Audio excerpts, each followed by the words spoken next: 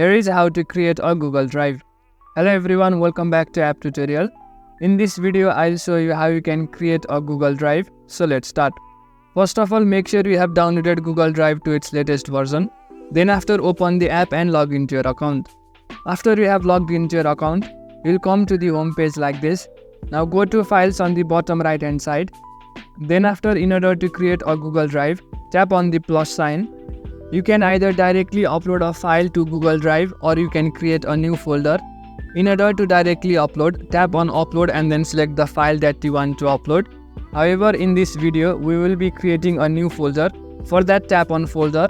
Now name the folder to anything of your choice. Then after, tap on create. Now open that particular folder. Then after, tap on the plus sign and select the files that you want to upload.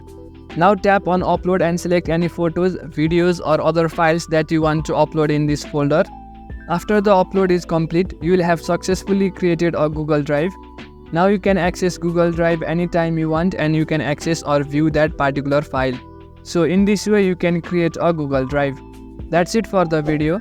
Make sure to leave a like if you found this helpful and subscribe to the channel for further videos.